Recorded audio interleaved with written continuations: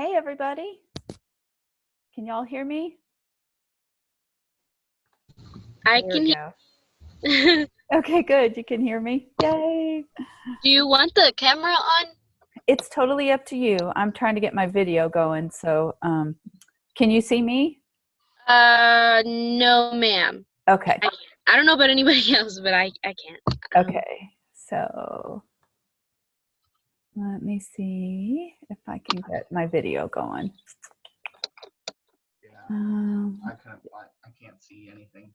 Okay. Hang on real quick. Recording. Yep. All right. Let's see. Video. Easy camera. I don't use my video anymore, so video selection, use the correct webcam. Cannot remember how I got it before. Okay, easy camera. Let's see. Okay. All right, well, while I get the video going, let's start with questions. Who has questions for me? Where do y'all want to start going over, reviewing? The beginning. Yeah, just do what you need. Is there an area? Chapter 1. Well, no, we're not doing chapter 1. Who said that? This is just for exam 5. So this is a review for exam 5. Can we just start with the first chapter Okay, that we have on exam 5? Okay, so chapter 14, the biotechnology chapter? Yes, ma'am. Okay, all right.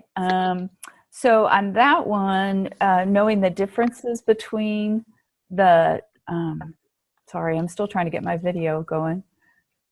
Knowing the differences between the types of biotechnology that are covered in that chapter. So hang on, I'm still trying to get my video going. So somebody tell me what gel electrophoresis is used for. DNA fingerprinting? Good, right. Yeah, DNA fingerprinting. Okay. And so how does the gel run? Like, what's the purpose of it? Doesn't it separate the little in different strands? I'm not really sure if I'm correct. No, you're right. Yeah, you're right. Okay. Yeah. Okay. So it's going to separate the strands based on what? Length. Yes, good, good. And so the longer strands go further or shorter? Shorter.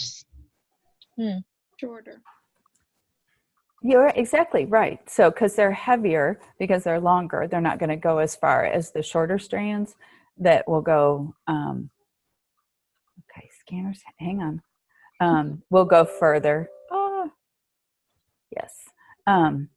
So the shorter strands will go further. Oh, I don't want to do that. All right, hang on. It's telling me I need a disk to install it, so.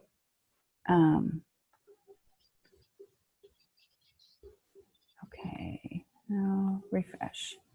Okay. I don't know why it's doesn't tell me I have a camera. Okay, well, we might have to just do this audio. Okay. All right, so the on gel electrophoresis, it separates the strands by weight, which is length, and the number of base pairs. So the more base pairs, the less further it goes. So when you see those bands like on NCIS and Bones and all that, those bands are actually different distances of DNA. Okay.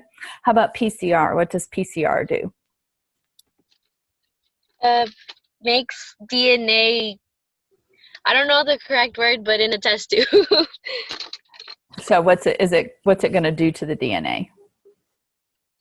Copies it? Yeah, copies it. It makes a whole bunch of copies. You know, like they show it in like 20, 30 minutes. It actually takes a couple of weeks because they have to amplify it, which is what PCR does. It amplifies the DNA so that it can be have enough copies to be able to work with it. You can't just use a little bit of DNA.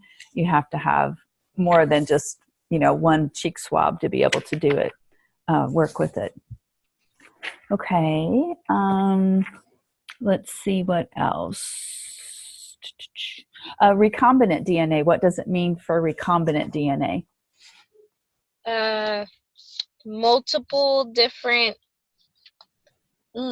from like bacteria or human cells in one, but I'm not sure. Yeah, you're right. You're right. Be confident. You got this. So there is at least two sources of DNA that are combined together. And so then the DNA can be injected using, what's the carrier called? It starts with a V. It's usually a virus. Not a viroid. Mm-mm. A vector.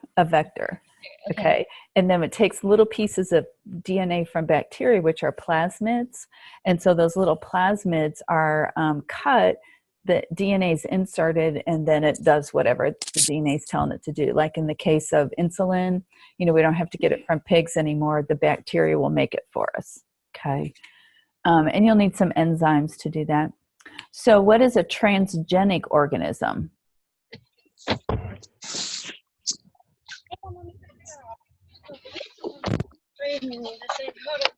Okay, what's a transgenic organism? Somebody help out here. When multiple genes are inserted into an organism from a different... Yeah, it doesn't have to be multiple. It can just be a single gene. But when a gene is inserted into an organism. So can you give me some examples of some transgenic organisms? You remember reading any examples in the book? The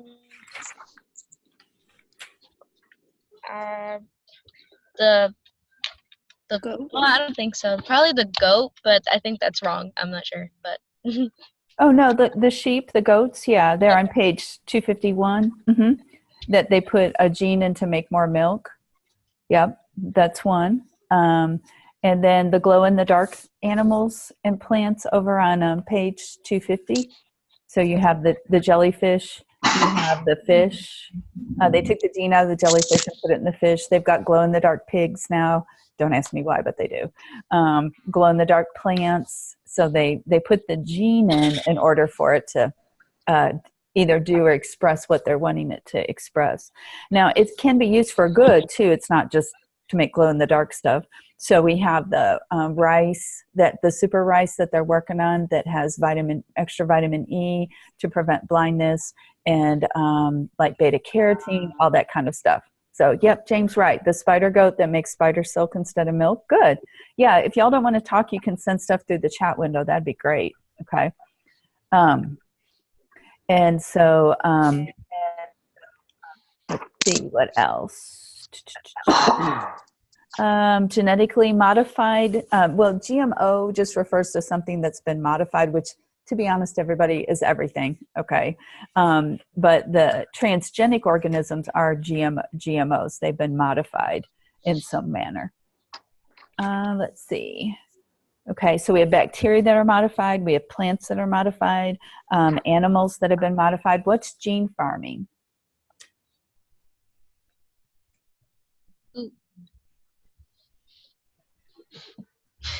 Who remembers what gene farming is? Farming, P-H-A-R-M. That's the start of what word?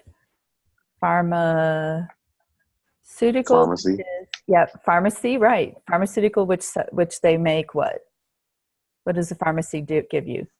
Pharmaceuticals. Pharmaceuticals, right, yes. Okay, drugs. All right, drugs. Okay, right, they give us drugs. So what they're trying to do is get to either plants or animals that would produce the drug in their milk or in their meat or in the seed or something like that. So you literally would be eating your drugs instead of taking drugs. So that's what they're looking at with the gene farming. Cloning. Remember, there's two types of cloning, reproductive and therapeutic. Okay, reproductive cloning is where you're taking an egg from one animal, one female, and then you take the nucleus out of the donor, the one you want to have cloned, and you put it in the first egg, and then you implant it in a surrogate. And so like for $30,000 or $40,000, you can get a pet cloned. You know, they'll take cells from your pet, take the nucleus out and put it in an egg of a dog or a cat, and then have a surrogate raise that offspring. But it won't necessarily be the same temperament. A guy in A&M we talked about in class did that, and the bull that he had cloned, He said he could have laid down in front of the old bull. He said the clone, he can't. The clone is real aggressive. He can't turn his back on him. So just because they cloned it doesn't mean it'll be the exact same animal. Okay. And so they've done it with several different animals now. Our chat at work the other day was that possibly it's probably been done on humans and we just haven't heard about it, but it's illegal to do that, at least in the United States. Thank goodness. All right, so gene therapy, what do they do in gene therapy? Insert genes that can fight against like cancers internally and something around those lines. Yeah, right. Cystic fibrosis, cancer, right. Those are all things that the genes are used for.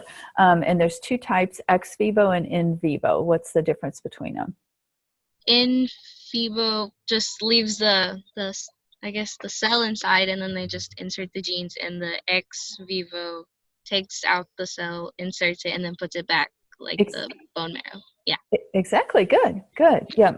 So in vivo, an example of that is cystic fibrosis. They put the gene in the virus, and the patient inhales like a nasal spray, that the virus goes down into their lungs and inserts the correct gene. And then that way the cells will function normally and they won't overproduce mucus. So ex vivo, like she said, you take out the marrow, fix it, and put it back in the body. And they only usually do that unless you can't find a donor. So that's not the first choice because it's not as effective as others. And then they talk about SCIDs, using it for that, the severe combined immunodeficiency one, and the cholesterol as well. Okay, so not too much with genomics. It's just the study of the genome. Transposons, I think that's in your notes. What are transposons?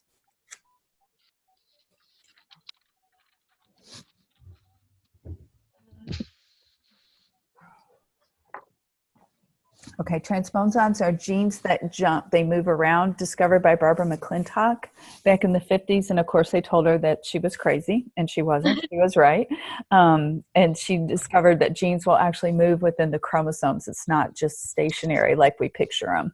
And so they can influence other genes. And those are transposons. Okay. All right, and then genomics is the study of the genes. Proteomics, the study of what starts PRO. Proteins, right? So, and then bioinformatics is taking biology and computers and using computers to analyze it. Right, good, Alan, right, proteins. So that's taking, bioinformatics is taking computers and biology, using the technology to decode things. Like you can play video games now and help decode DNA. There are actual simulations you can run that they can use your computer to actually decode stuff. Okay. All right, so that was quickly 14. Let me see, I have a few notes here, make sure I covered everything. Yeah, pretty good. Yeah, pretty good. Okay. All right, what about chapter 15, evolution? Any problems with the tenets? Understanding the theory?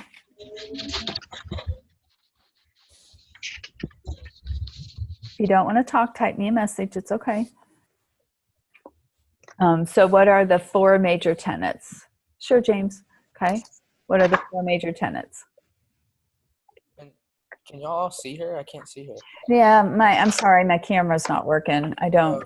Yeah, I'm very sorry. I thought my computer camera was working, but it's not. One of them is survival of the fittest, right? Right. Mm-hmm. Okay. Survival of the fittest. Overproduction. Overpopulation. Overpopulation, good. Struggle to survive. Mm-hmm. Something about traits. Accumulation and inheritance of favorable traits. Yes. Oh, hey, I found a webcam. Hang on. I've got a box of junk next to me. I found one. Okay. Right. So first one is overpopulation. Too many organisms are made because most of them won't survive.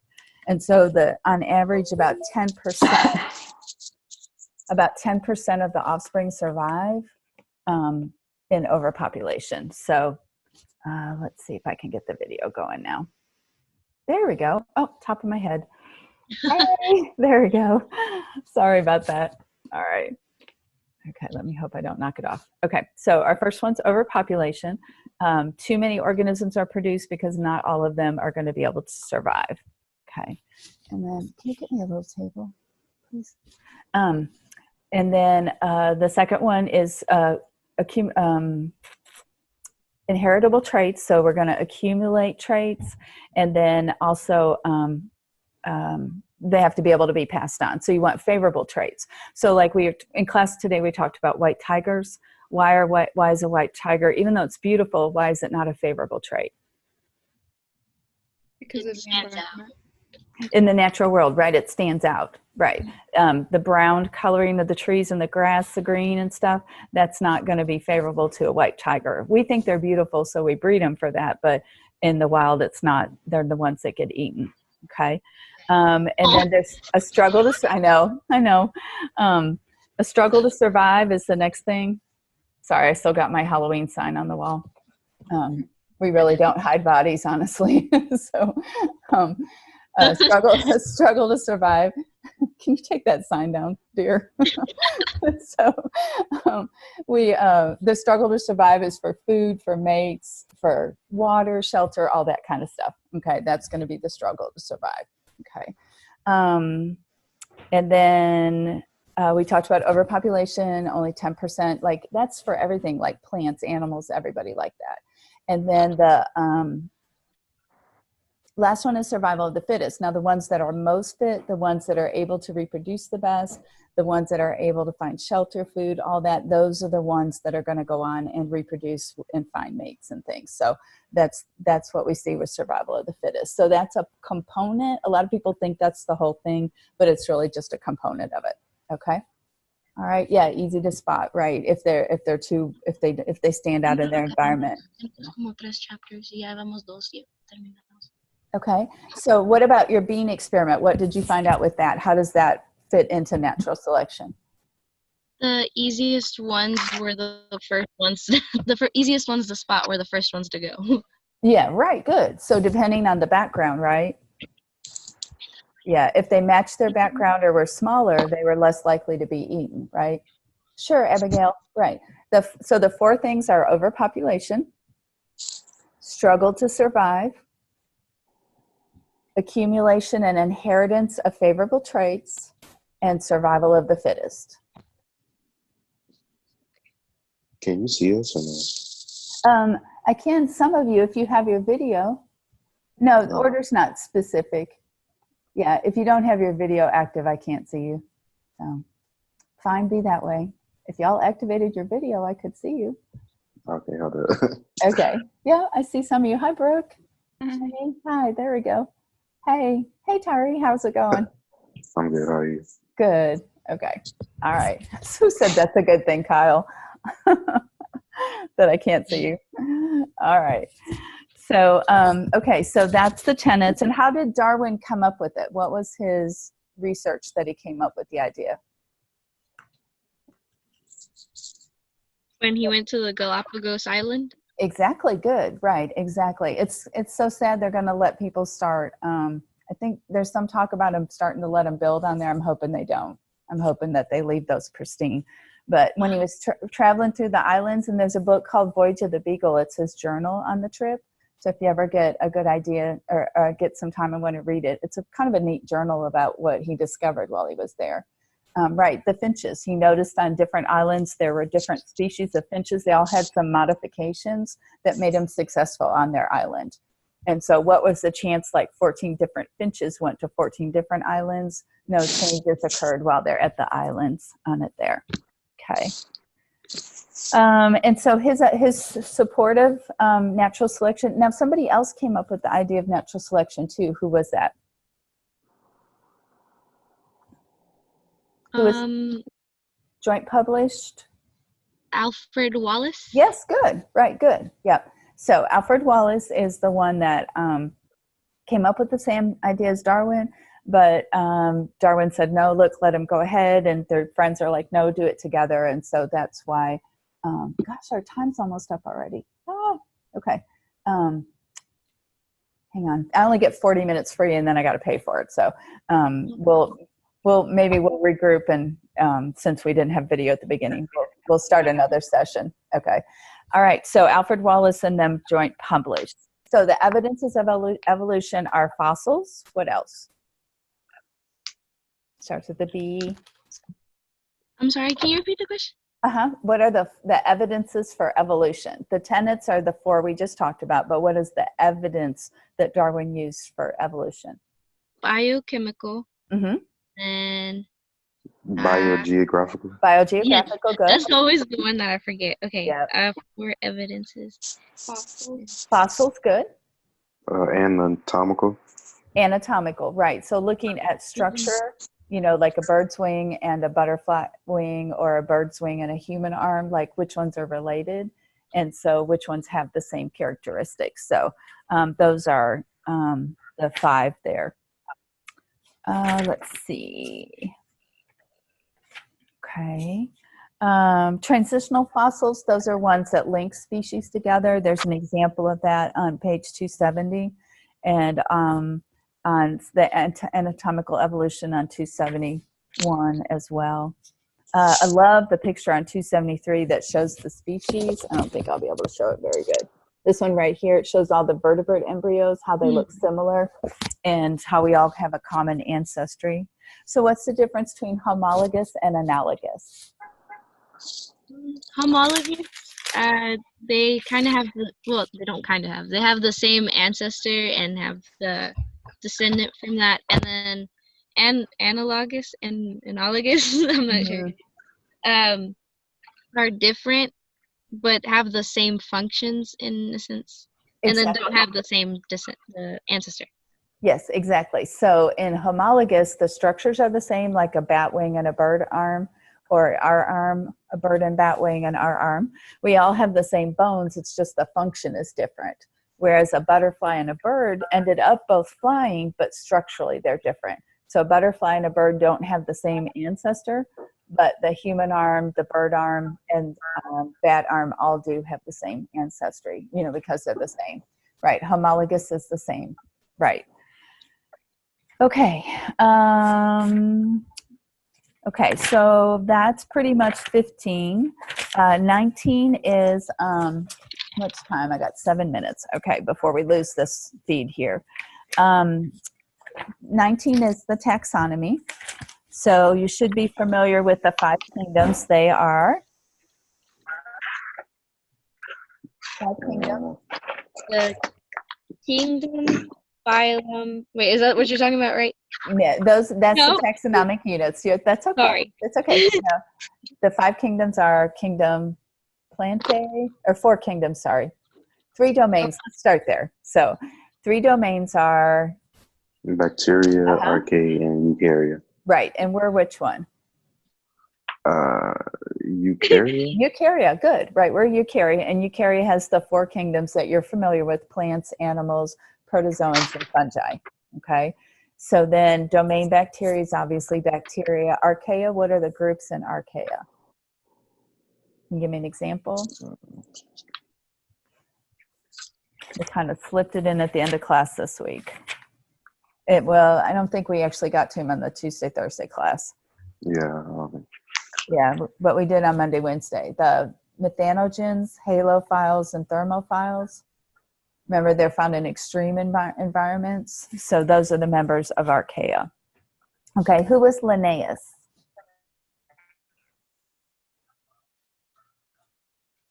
Silence falls. I don't know that one. Okay, you've done great though, Lizzie. Really good. Thank you. So I appreciate it. Carlos Linnaeus was the scientist that started the taxonomy.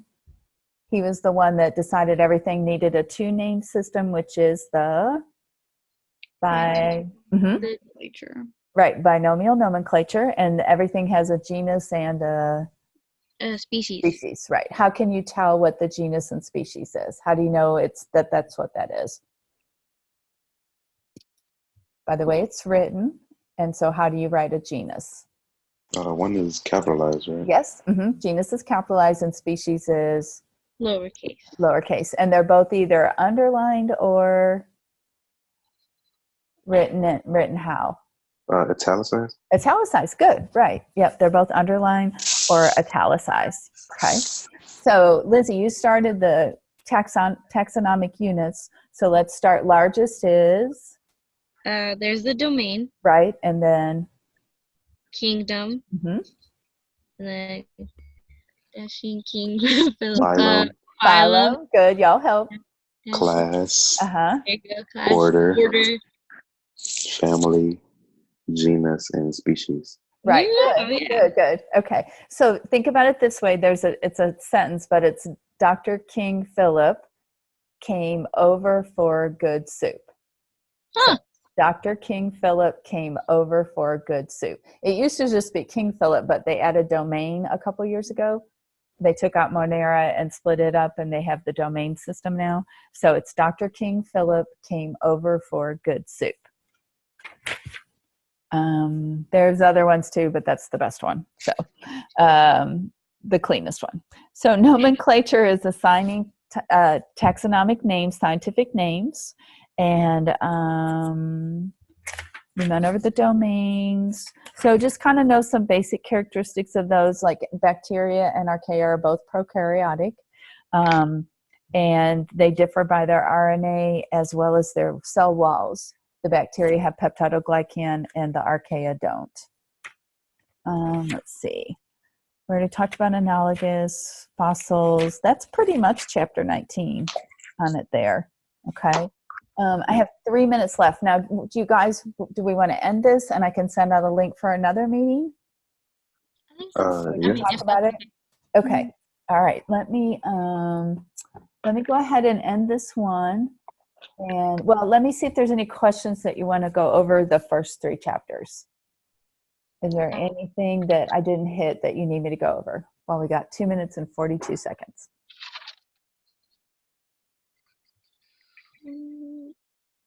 For the cloning, you said there's 2 types, reproductive and what was the second? Therapeutic. Okay, thank you. Yep.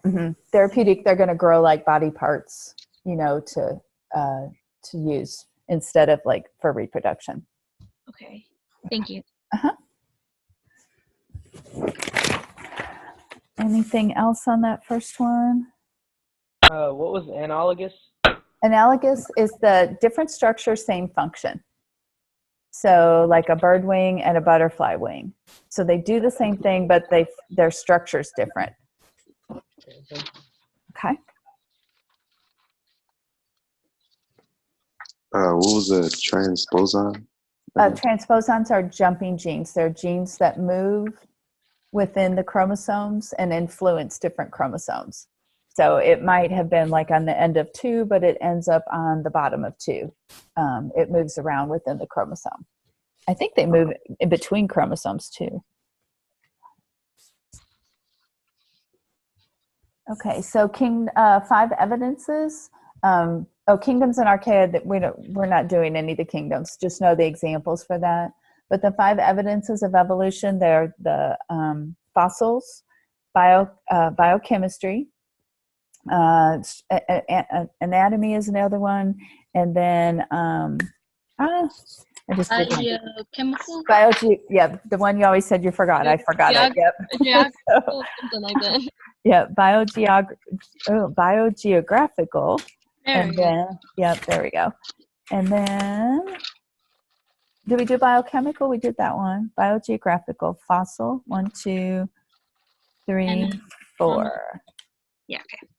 Well, they have developmental biology as the 5th one. Okay.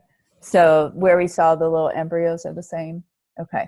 All right. So it looks like I'm out of time. So we'll stop this one. Give me about 5 minutes to create a new meeting and send out a new link. Okay. All right. Okay. So the kingdoms, you don't have to know the kingdoms in archaea. The kingdoms in eukarya, plants, animals, fungi, and protozoans. Okay. All right. See y'all in just a minute. Hang on. I've got to email all 5 sections, so it'll take me a few minutes. Okay. Thank you. Okay.